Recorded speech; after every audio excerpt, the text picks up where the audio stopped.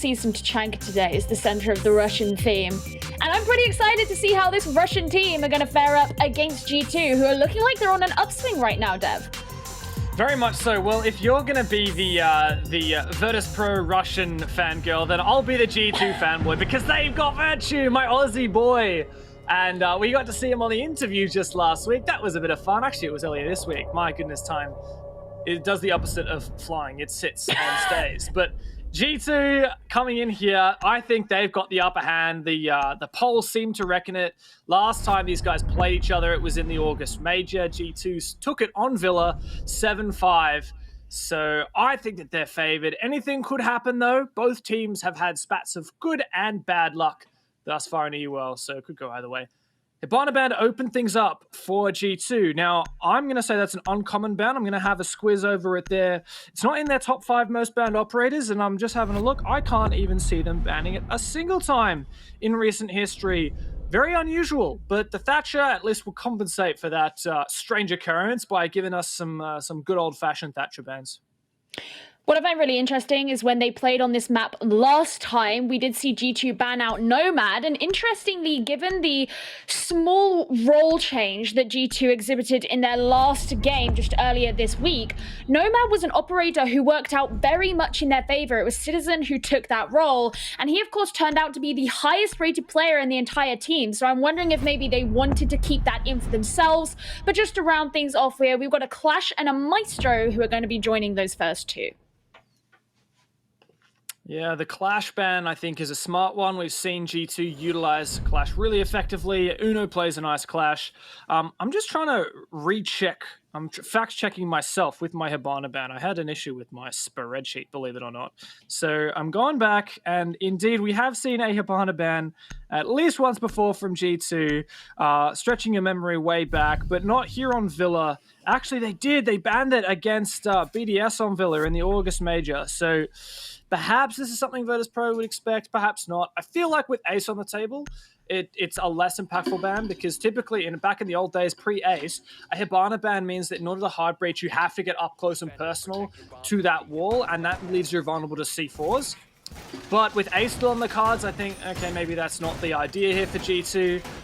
Maybe they're trying to... No, honestly, I can't quite think of it. Maybe we'll see it unfold later on. I understand a Hibana ban on Clubhouse because it's hatch-centric, but yeah, I would have thought that that Ace basically nullifies that Hibana ban. But nonetheless, let's get into this round. It is a stat defense. Funnily enough, I was checking out the stats, and so far in Stage 2 in EUL, this trophy statue bomb site's actually the least defensive favored site at 29%. That said, it's a very small sample size, only been played 7 times because we've only had 2 matches of Villa thus far in EUL. And if you look back into the previous season, Trophy was actually tied in its effectiveness from the defensive side at 59% alongside Aviator Games Room. So I see the Aviator Games and Stat as pretty much on even standing in terms of how defensive favored they are. But it does come down to what kind of a defense we see set up, whether there's vertical play, and of course the operator bans can play into it as well. I expect that the verticality will be a point of contention for Virtus.pro. With that Thatcher ban, they're going to have to get downstairs underneath the bomb site to clear out that wall denial of the Kaid. Straight away, they're going to be opening up a hatch, as that's Rusk flitting around downstairs. And if I remember correctly, it's something that Virtus.pro like to do a decent amount on this map, is ensure that they're playing down in the basement as well as the 2 primary floors as well. Now, what's going to be really interesting here is, of course, the G2 are starting on defense. And what was so notable about their last game against Virtus.pro on this map was that they took all of their attack rounds starting on the attack. They only had to win 1 defensive round, and that was on Aviator Games as well. So we haven't actually seen them play on this site against Virtus.pro, at least not for a very long time. Looks like Pasha is ready to clear out this Electroclaw by throwing a nade over the top. He's taking his time, though, and that's smart, because had he just tossed the nade willy-nilly over the top, it would have been caught by that magnet. The stun grenades go forth to burn through them, and we'll likely see the nade follow. It may well clear out that Electroclaw or expose Virtue. Used to be careful. Haven't seen the nade go over yet. Pasha's still 2 in the pocket. What's he waiting for? Is he waiting for Milan to be close and ready? He's going to keep shooting at it. Virtue needs to be very careful here that he doesn't cop a nade to the feet. You can tell that he's just getting prepared, because if he has to move out of the way because of it, oh, no. he'll have to be very vigilant. But first one doesn't work out in the favor of Virtus.pro.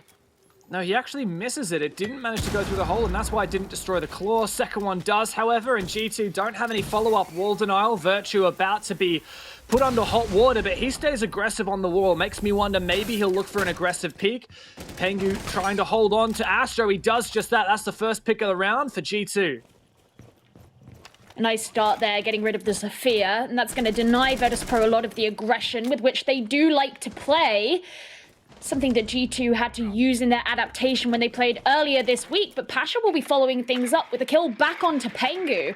That means that presence in Astro no longer there, and G2 are going to have to work their way around to ensure that that's dealt with. Pasha sorts out Kantaraketi to ensure that that cannot happen.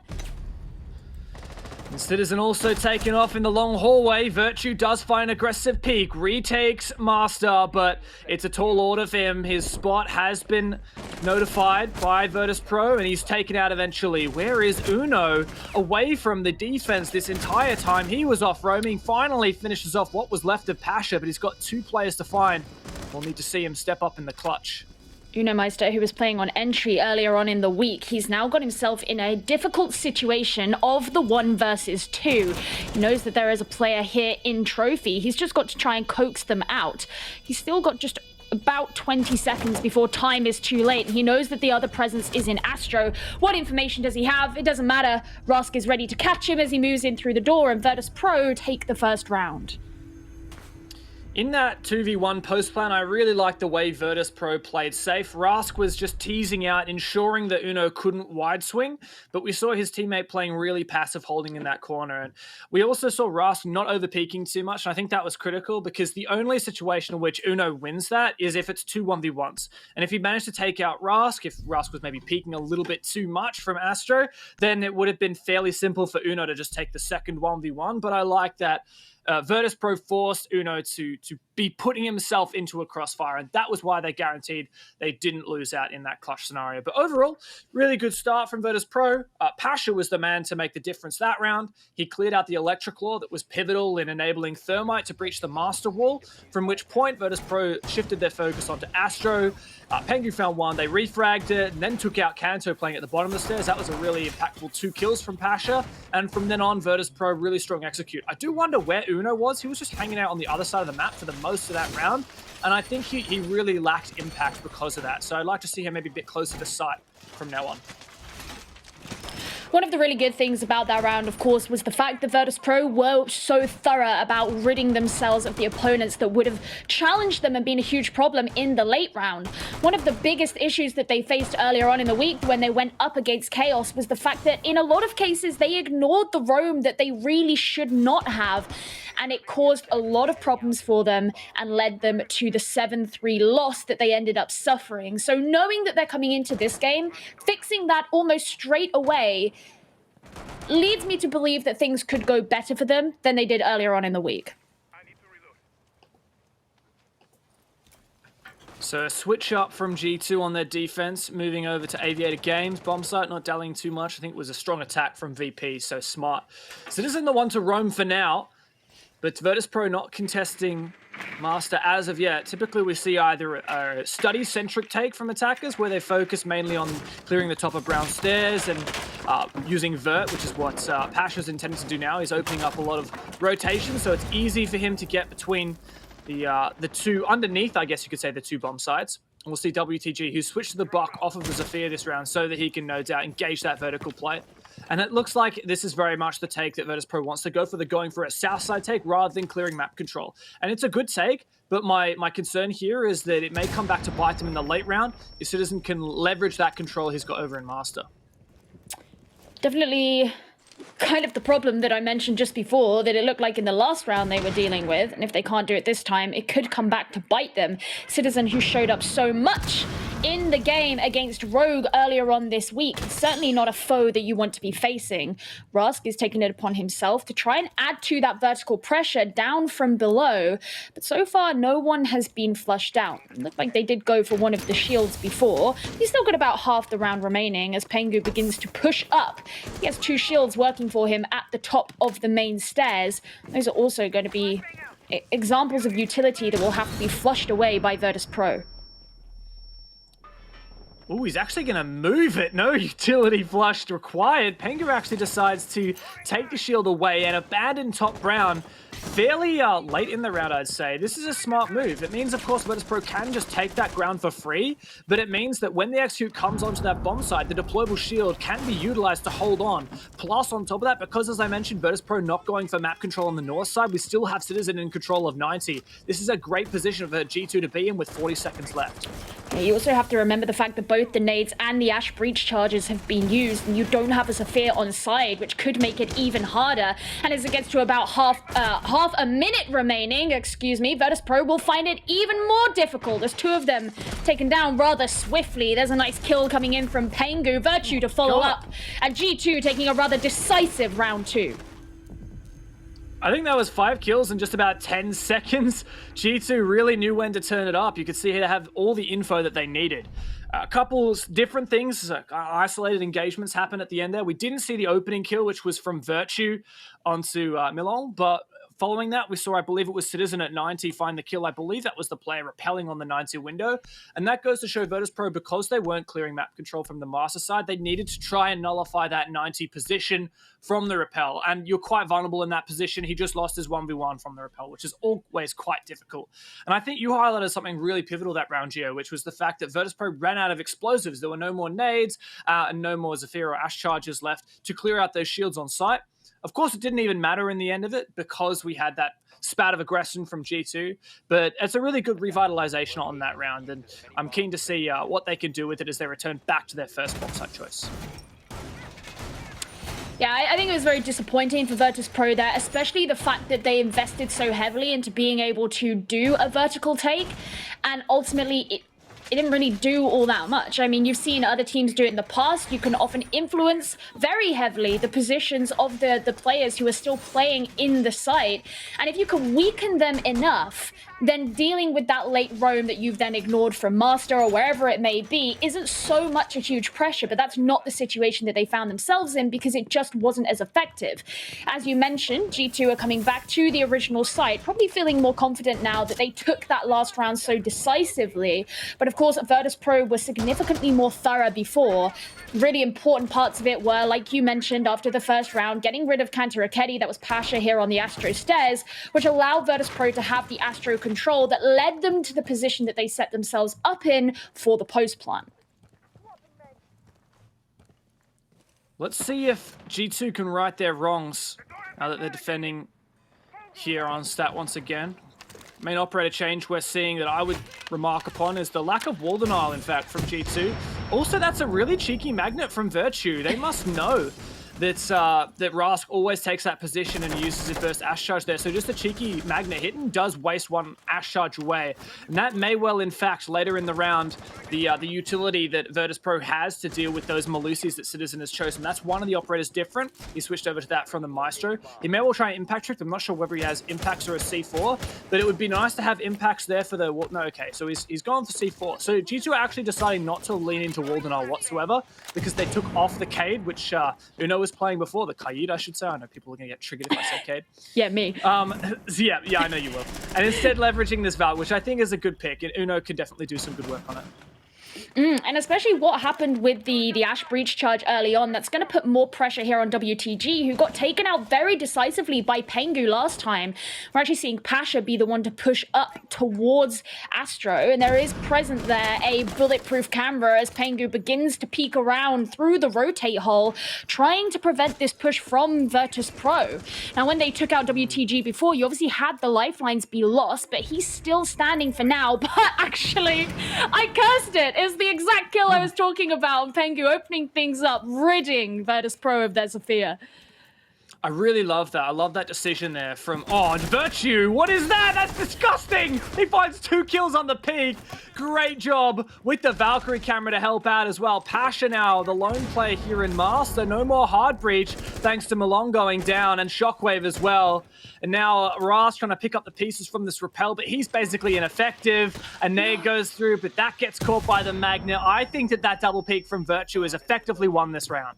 Yeah, it certainly feels that way as as Virtus.pro are slowly feeling everything fall to the ground. There's a good kill from Rusk, who finishes up onto Uno Meister, and he's got to be joined by Pasha to try and apply the adequate amount of pressure, but it's not enough. Citizen and Pengu clear things up at the end, and G2 do what they couldn't on round 1, and that is take trophy and statuary. Gio, it's so annoying. I was about to make a cool point about the way that G2 were forfeiting Astro and getting Pengu to just play to defend Astro from Trophy itself, and then Virtue goes and gets 2 kills. I'm like, well, thanks, Virtue. I had all this analysis prepped up, and you're just like stealing the show and making me play-by-play that anyway. So damn happens. you, Virtue. Stop it, man. I'm trying to make a point here, but I will take this breather here to just talk about that point. I really love the way G2 abandoned Astro completely. Last time, Pengu found 1 kill and was traded. This time, he decided to play to defend Astro from Trophy itself, playing behind a reinforced wall. He could peek the left side where the rotate was, or he could go to the doorway. Another notable thing is that Virtus.pro having Rask repel on the window, you don't have very many angles. You actually can't look all the way to the right in Astro from that window just because of the perspective. You can only see about half the room. So Pengu knew that, and that's why he was peeking from the left-hand side with the rotate hole. So overall, perfect adaptations, everything G2 needed, everything's swell.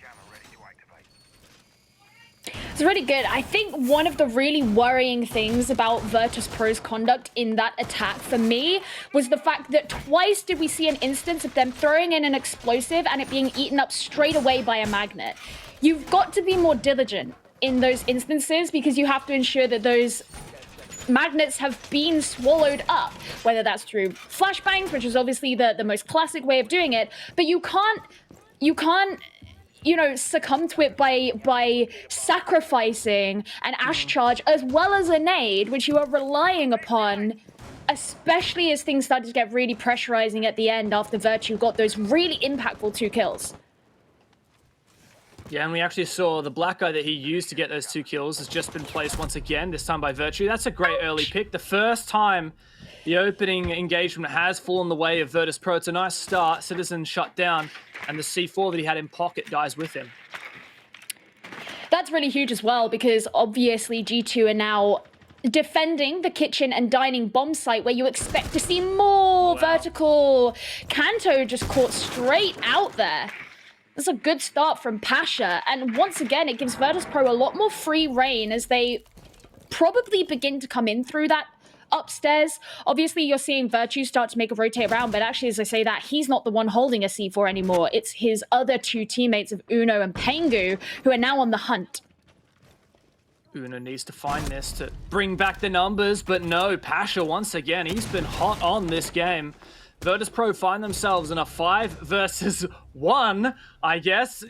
Virtue, I've been saying how good you are, mate. On the flank now, no one on the bomb side. It's only a matter of time before Virtus.pro know about it. They just discovered bomb B. That means they have just drawn the bomb site. They'll know it's clear. Virtue, you've got to step up right now. 1v5 ace clutch. Surely ain't happening. The pre-fire onto the body, and Pasha closes out Virtus.pro's flawless round. It felt very clean. I mean, I guess there's no other way of putting it when it's a flawless round. Very, very clean. And some of those definitely felt like they were shots that G2 could have taken. They could have won some of those 1 versus 1s. But again, really impactful. You get rid of one of those C4 players. They did bring, I guess, 3 or 4? Quite a few. You had a lot of that available to you that you didn't get around to using. And then the kill onto Kanto at the top of red stairs, which was just kind of bizarre because it was a perfect position for him to catch out any of the attackers who may have come that way, and he just didn't see anything. Yeah, I think the pivotal thing there is that Virtus.pro, they found a kill onto Citizen, who is spawn picking Art. Then Kanto, clearly unaware that Virtus.pro had taken that much ground, which is a shame because Citizen was dead, so it could have been either A, on the 90 camera, in which he would have called out the position of that sledge who was peeking, or B, he would have been on cameras and calling out, we've lost 90 cameras, so Kanto knows that there's a threat from that direction, so he wouldn't place it aggro. Those 2 players, that was really critical, because then when you're in a 3 versus 5 deficit, as G2 were, you're forced to play aggressive to try and regain that numbers advantage. Uno tried that. getting aggressive with the Bandit. That was really the first time G2 lost a gunfight that round. And it was a pivotal gunfight, because if Uno had won that, maybe G2 would have been able to claw that numbers advantage back. Virtus.pro would have had to force the roam clear and try and hunt down Uno. And instead, he was taken down. It was all downhill from there. Whatever, G2, just write that round off. Return to Aviator Games Room. You've actually changed up a lot of the operators that they've decided to bring here. I think that Uno likes the Valkyrie, and they like that it's been enabling some plays, particularly on that stat tree defense. So he's bringing that instead of the... Oh, okay, never mind. He's dead.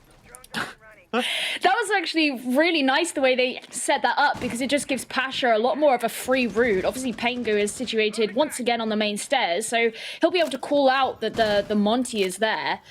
But Milan just having the perfect angle to rid G2 of the Valkyrie.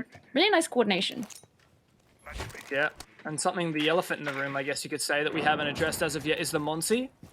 So I'm wondering how that's going to pan out, how that's going to have an effect here for Virtus.pro, because they haven't brought the Buck this time, which is the operator that they would typically be using to engage this vertical play, but they didn't know for certain it was going to be Aviator Games. Could have been Dining, because that was still unlocked, and G2 did tease that out by bringing the Oryx before it was 6-pick onto the Valk.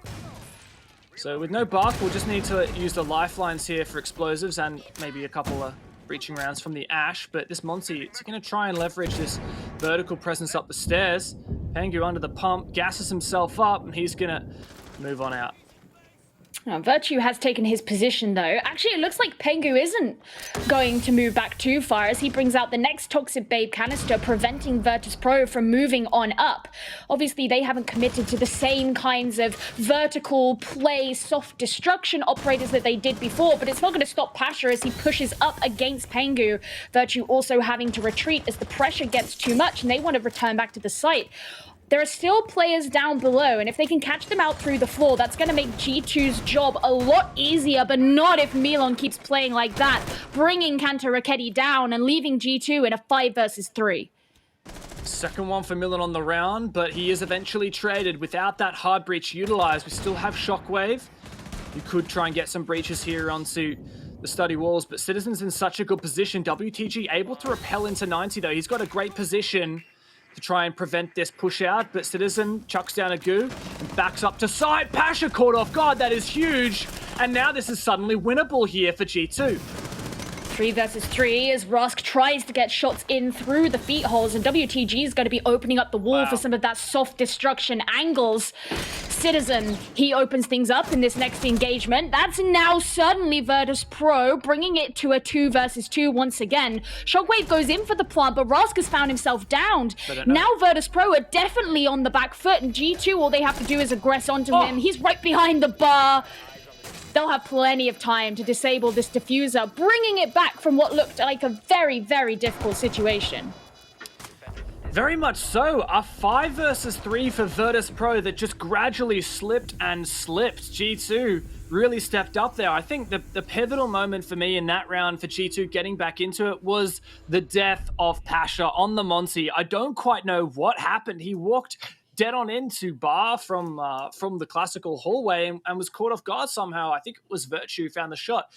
I think he must have looked around the shield somehow, and I don't quite know how that was allowed to happen. I'll have to look back on the VOD to see whether Virtue was hiding maybe in the corner near bar or near pool table, but both of those positions were very vulnerable. So I think Virtus.pro bit off a little bit more than they could chew, and I hate to put it on Pasha, especially because he's doing so much heavy lifting in terms of the frag count, and that Monty was really instrumental in taking top round. But I think that was the moment where it slipped out of the Russians' grasp. Well, for the third time now, back to Trophy Statuary. This was the site that G2 failed to keep in their control on the first round, but they changed things up when it came to the third round. You mentioned that a really big part of how they changed their defensive strategy was no longer placing Pengu in Astro, but instead having him positioned in Trophy so that he could use the rotate that he's now opening to maintain control of that part of the site. Put a significant amount of pressure on Virtus.pro as they started to come in. And he did also get the same opening kill that he did the previous time, which meant for the second time in a row, Virtus.pro were playing it Zephyrless. I like that. It sounds like you're saying fearless, but Zephyrless. Yeah. Well, I am a wordsmith. Quite, yes. Well, I'm not. This round, the main changes we're seeing from G2, I mean, the story for me in this game has been adaptation. G2 have been really good at adapting. That's the key that won them the previous reattempt of this bomb site here, and they're actually changing things even more. The main changes we've got here is Citizen on the Mozzie. I love this. A lot of people talk about the 1.5x sight on the Roni and how powerful it is. And we're seeing a lot more players prefer the Roni over the Commando now because of that. It's quite a significant roam here for G2. Mute and Mozzie in combination will make it much harder to drone out. And we've seen how impactful that information gathering can be for Virtus.pro. It's what started them with such a significant lead in the previous 2 attacks, actually. That drone's still allowed to survive. And looking at the drone economy on Virtus.pro, only 3 down so far. So that's actually really good. But they haven't gained a lot of information. I think they're being quite passive with their drones. But now with the Selma breaching out onto these walls will help with that map clear for Virtus.pro. I definitely find it very interesting because I believe this is the first time that Virtus.pro have actually done this. Last time, or the last 2 times that they came to attack onto this site, all of them came from the master side. There wasn't much of a presence down here on the south side of the map towards study. So they evidently know that there are these players of G2 who are on the roam, and you see that's what a prep phase is for. You do all the droning at first. But it looks like most of G2 have actually begun to move back, as you can see the 4 main players on the site. Yeah, I love that. So there were actually 3 players roaming before, and they were all showing to Virtus.pro, look, we are holding Aviator Games, and then they managed to retreat back through Games, not exposed to that 90 window, and now they have control of Master, which is something Virtus.pro have been taking for granted this whole time. Milon's going to try and take it for himself. With Pengu hard holding the closet, I think G2 actually have really good positions. Kanto's in such an aggressive position. He catches off Shockwave. That's the diffuser carrier and the primary hard breach. Pengu says Master is ours. And now suddenly Virtus.pro are reeling. They don't have the diffuser. They don't have the ground that they need. And this is so difficult for them. Is Unomeister carrying a C4? Because if he is, this could be really dangerous. Yes, he is. Playing down below as Virtus.pro continue to take a significant amount of damage. He's getting the C4 ready, and Pasha could get caught out here, but not before Virtus.pro bring 3 kills in for themselves, taking it to a 2 versus 2. Pengu's still playing around the master area, and he's just creeping and crawling and being very quiet, so he can't give himself away, while Uno watches from down below. There goes the Malusi Wub. Does Pasha know the exact location of Pengu? He sees him around the corner of the door frame. He's got to go in for the pre-fire, but he doesn't win it out. Now it's just Rask remaining. He'll know where Pengu is because of the information that's been provided, but Uno is still the enigma. Pengu with a beautiful shot onto Rask at the end secures the last defending round for G2. Wow, I'm definitely going to sound like a G2 simp, but I am loving watching them play here. Yes, they had that massive mishap on Kitchen Dining where they got flawless, but the adaptations, the constant rolling changes that we're seeing from G2 and their interpretations, even mid-round, it's absolutely beautiful to witness. In that particular round, I talked early round about how G2 were heavy roaming. They leaned into that wall denial, Mute and Mozzie, and once they identified that Virtus.pro were trying to take control of stat side across, going for that map control clear, G2 were like, all right, like we've wasted some time. Let's completely back off, play the 5v5. They moved some shields on site to try and prevent that eventual execute through stat, and they heavily leaned into that Master hold. They found 2 picks from Master. Pengu ended up with a 3K from that position, plus that diffuser carrier getting down on the Master balcony. It meant that even though Virtus.pro somehow, honestly, I don't really know how it happened. I was looking at my spreadsheet at the time, I admit. Virtus.pro found 3 kills onto stat and trophy from that kind of one-dimensional position, pushing from the south side. But G2 held on, in particular, to that diffuser on the Master balcony. A great round from them, and a great round from Pengu as an individual. Now, this is where your average person would be like, well, they're switching over to attack now, so Virtus.pro are going to have the advantage in EU. Villa has a 55% defensive win rate. However, I mentioned it at the start, when these 2 teams played against each other in the EU Major back in August, all the way, which feels like ages ago now, G2 took every single attacking round that they played. That is a scary prospect for Virtus.pro, who are currently sitting in 3rd place, just 3 points behind BDS. If they were to win this game, Virtus.pro will be on the same number of points as BDS are right now. In Stage 2, that is. they have to pull it back in their defensive half, and they're going up against a team who completely swept them on the attack before.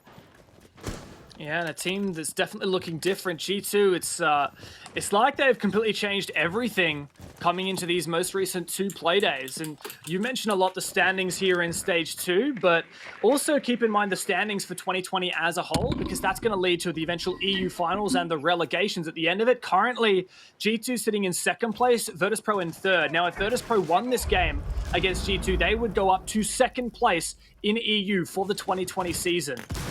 That's a huge boon coming into the eventual EU playoffs. Now, Virtus.pro pushed back. Really good time management for G2. So much control with only a minute 10 down.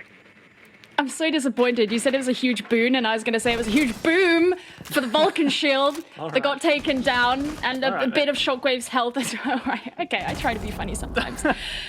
Shockwave is still going to be holding on to this position in Trophy, though, just using the middle cabinet, I guess you'd say, as a shield instead, because he knows that there are these 2 players out on or in the hallway that will push through and take control of that part of the map should he no longer be there. So he's a really pivotal part here. If he gets taken down, that gives G2 a lot of room to move around with.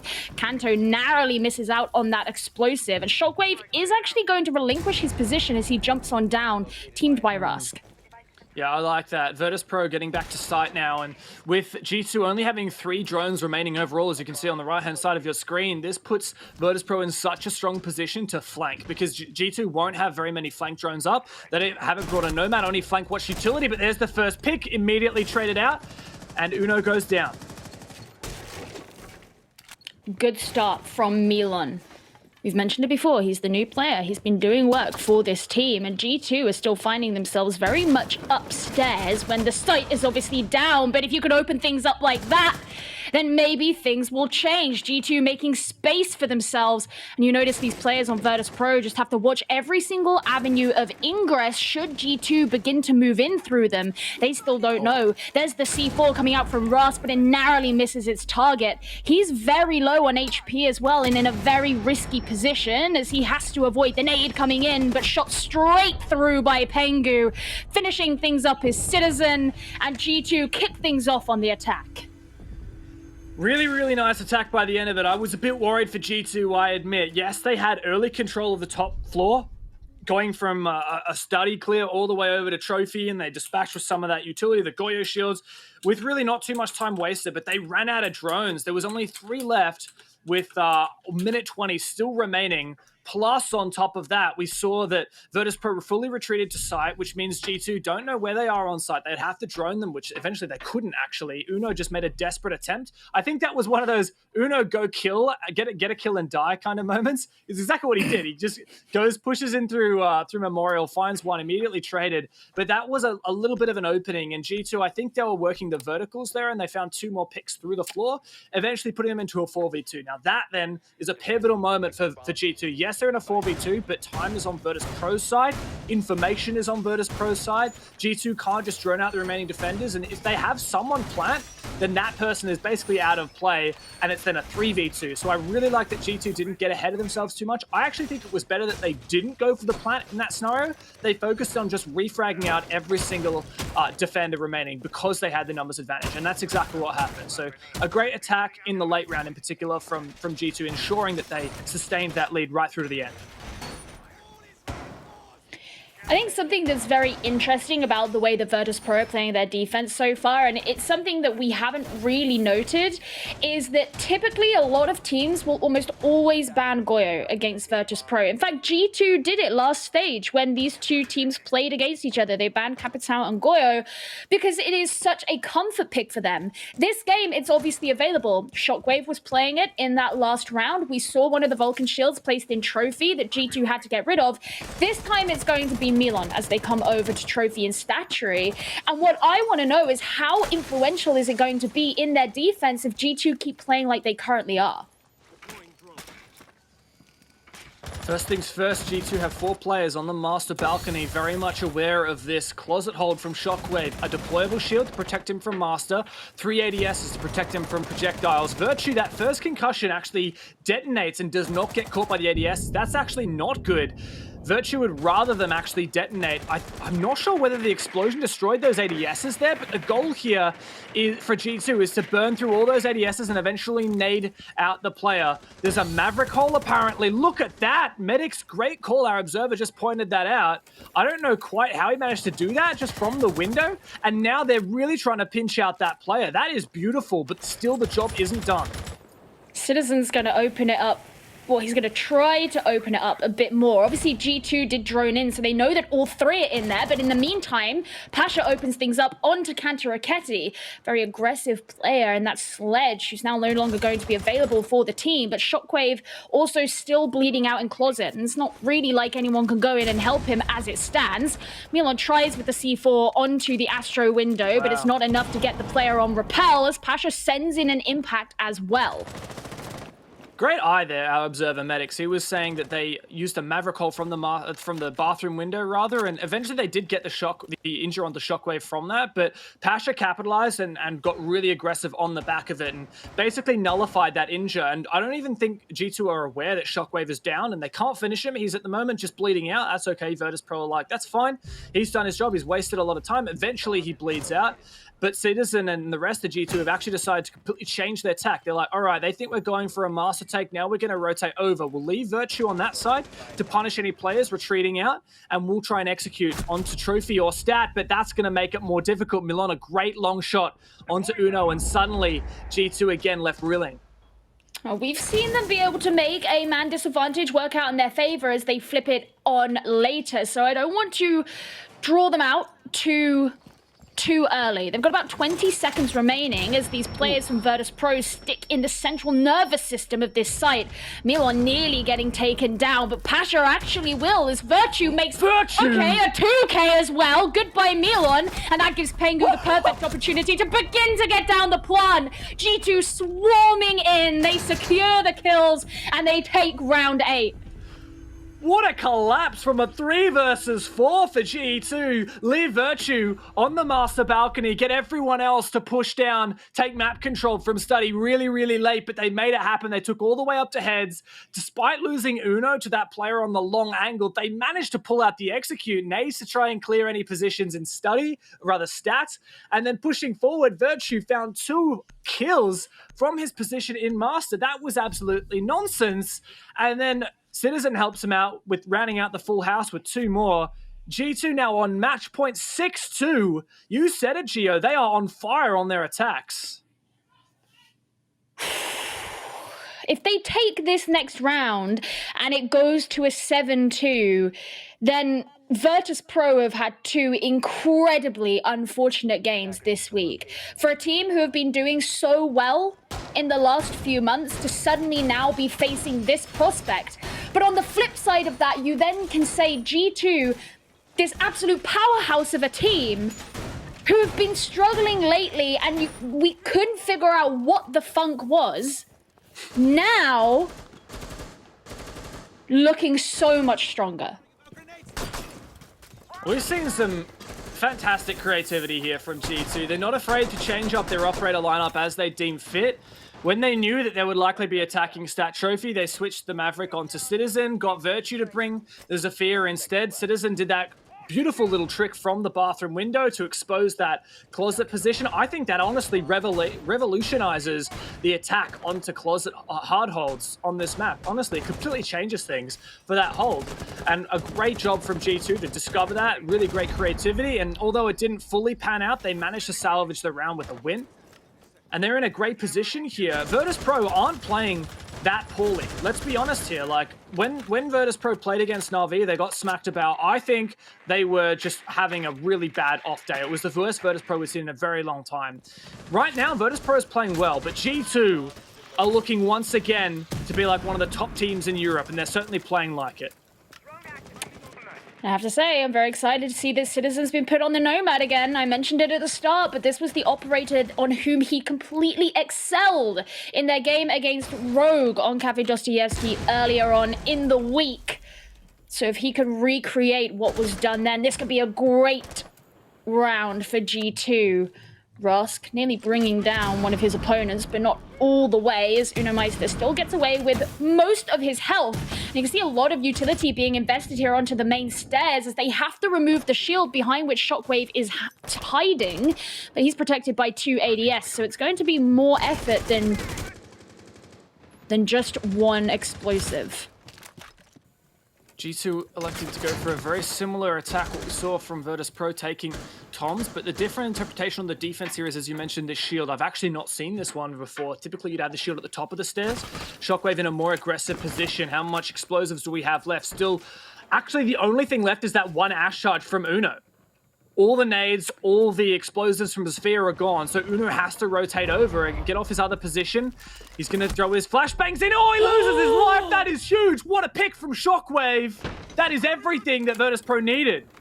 And the shield is still there, as well as the magnets too. Shockwave is just not going to be budged off of this position. And with most players of G2 downstairs, it's a difficult place for them to be. Shooting down into Harry Potter, but G2 send up another player. That's Citizen. They finally remove Shockwave. There's a second and third for Citizen. Oh my goodness, and now it's just Milon remaining.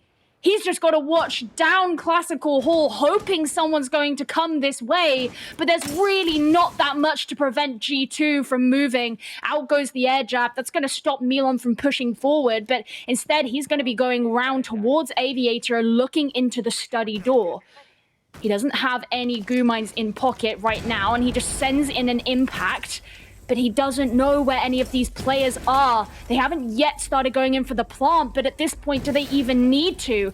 Pengu's going to do it anyway, as he's looking for some of those players who may be out to protect him, but 3 seconds still remain, and he's not going to live it through. G2 are back in business, baby, and they take the game. What a match from G2. Indeed, they are back in action. The team that we know and love, and what a huge performance from the two newest additions, Virtue and Citizen, fully coming into their own. An MVP for my Aussie boy, and a 4K for Citizen in the final round. Look at that. Double digits on the 3 players at the top of G2, even Pengu, Kanto, and Uno, some of the most renowned fraggers, and they didn't even need to step up because the rest of G2 was there. What a beautiful match to witness. I think we have been treated to some fantastic Rainbow Six Geo, and wow, that one really sends it home. It's one of those games where you definitely look at it and you say, the scoreline doesn't tell the full story, but the fact is, what matters in the end is how many points you got on the board, and G2 are going to be adding 3 to their tally. Milos, let's send it on over to you and the guys, because there's a lot to talk about. Right back at you, buddy. We're back on the analyst desk. Yes, Geo James, hell of a game. A great showing from the teams. But in the end, G2 really prevailed hard in this one, Hap. I think there's a couple of details that you want to talk about, because I feel like usually isn't as attacker-sided as you think it is. Normally, it's indeed not. And their attacks, again, coming out quite flawlessly here from G2, managing to pick up 3 straight ones, I believe. And I had a little spots, you know, when we see that hold coming in the walk-in closet, you often be like, how do we get rid of this player playing here with the shotgun? And if you play that clip, G2 had a nice little trick. Now, you see that a little bit already has been opened up here, and basically it forces Shockwave to not be able to move at all. And at some point they realize that we can open that up just a little bit further, as the Maverick here, you see Citizen, getting ready on that blowtorch, because of course it does have a bigger range than you might think. And as it gets close to the window, it looks like you're getting the window frame, but you're actually opening up on the reinforced wall. And it allows to get shots through eventually on Shockwave. He will be downed and will bleed out later on. And basically this allowed them to put pressure down on Shockwave, which gave them a master bedroom in the end. I mean, you drank from your R6 water bottle. I only have the R6 flat cap nearby. I don't have a water bottle. But after this, I can talk about Yeah, if I'm going to talk about something, I guess the points that I said at the beginning are unfortunately true. If you're a VP fan, G2's attacks, brilliant. Everything was well metered and it was flawless. They were fed a little bit though, and that's kind of my eyes on the end here of Virtus.pro. As I said at the beginning, sometimes they don't just lose one game, it turns into an unfortunate couple of game slumps, and they get a little bit underconfident. We had that moment there where in the end they had a bit of an upper hand. They threw 3 of them towards that main stairs push, and it just dropped body after body from Virtus.pro. I said at the beginning, I think WTG is our kind of weatherman on how this game will go, and then 2-8 was kind of true to form for that Virtus.pro. All right, Fluke, Hap, I would like you to join me in singing a little song now. So please, on 3. 1, 2, 3. Happy birthday to you. Thank you, Newt. Congratulations on yet another year as a professional player. It's been a while, Nicholas. Yeah, it's the 5th year. I started playing Siege in the closed beta in September of 2015. Now we're in October of 2020, and we've come a long way, Milosh, all of us. And we got some new faces here too, which is awesome, always, of course. So, yeah, it's good. We got a new Tachanka. Everybody saw that. Everybody had their hot takes on Twitter. I saw that all over. We're going to put that aside for a moment, Nicholas, so just so we can talk a bit about the match. And obviously the biggest highlight is your attacking side on Villa, right? Difficult map usually to deal with that. And last week on the interview, Virtue was saying you didn't really have organized attack strats. What was going on here today after that statement? I think some maps, they allow for less structure than others. Obviously, maps that are very map coordinated heavy, like Cafe and Oregon and stuff, they require some strategy, like Clubhouse, for example. We always speak about how Vitality has great strats, but BDS has great aim potential, so sometimes aim beats strats. Villa, for us, is kind of like a mixture of both, where you are going to have strats, you're going to have an idea of how you want to approach the map, but generally speaking, as you saw, especially like the last round and second last round, it does come down to gunfights a lot of the time on Villa. Yeah, that's the difficulty of it. In general, why a lot of teams have been really staying away from Villa nowadays. But this actually is a perfect transition into the next question is, you guys banned Maestro. Now, there's a few reasons that can lead into it, but for me, I looked at it, you ran Ace, you ran Maverick, and you had a Maestro ban. I was trying to connect the dots. Am I going in the right direction? What's your mindset on this? Actually, it's the reason I banned Maestro. It's due to it's like a distraction factor.